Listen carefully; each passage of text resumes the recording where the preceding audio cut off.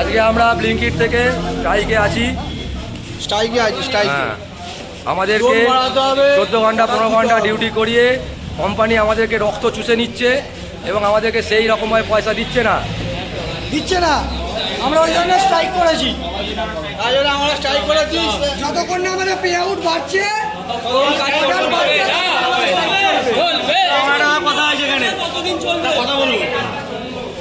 আমাদের স্টোরের পরে টিকাবার স্টোর খুলেছে, আমাদের স্টোরের পর সুন্দরপাড়া স্টোর খুলেছে। হ্যাঁ, সব পেয়ার কথা বলছে। আমাদের স্টোর আগে টিকাবার স্টোর খোলার পরেও আমাদের স্টোর অর্ডার মারতে যেত আপ টু বাটার মোড়, এদিকে পার হাউস মোড়, দিনু লেন যেহেতু আমাদের স্টোর এখান থেকে যেহেতু আপ টু সামাসি যেত। সেই জোনগুলো কাটা হলো কেন? আমাদের টিকাবার স্টোর খোলার পরের দিন আমাদের যেতাম আমরা। তারপরে আমরা এখানে এনএস জোন আপনি কত দিয়ে যেতাম। ওই আমাদের ম্যানেজমেন্ট কোনো সুরাহা করছে না, তাই আমরা স্ট্রাইক করতে বাধ্য হয়েছি। আমরা যেতাম আগে পিপুলসের আগে অবধি, সেটাও আমাদের কেড়ে নেওয়া হলো। ওইদিকে আমরা বিবেকানন্দ রোডে অবধি যেতাম, আমরা একটু যেতাম খেলাঘর মাঠ অবধি, পিপুলস থেকে খেলাঘর মাঠ অবধি আমরা বিবেকানন্দ রোড, সেই রোড অবধি আমরা যেতাম। টিকিয়াপাড়া স্টোর খোলার পরেও শিবপুর সুন্দরপাড়া স্টোর খোলা অবধি সেই জোনগুলো কেটে নেওয়া হলো কেন?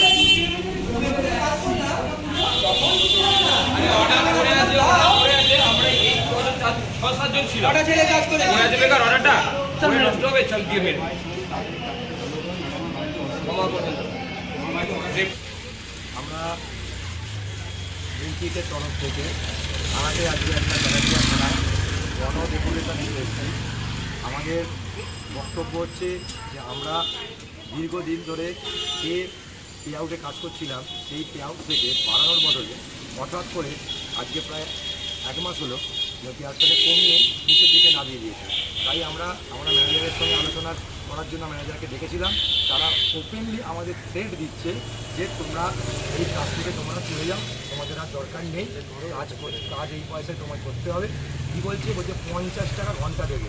এই বাজারে 50 টাকা ঘন্টা কোন কার্যের এটা নির্ধারিত হয় বলে তোমার মনে হয়?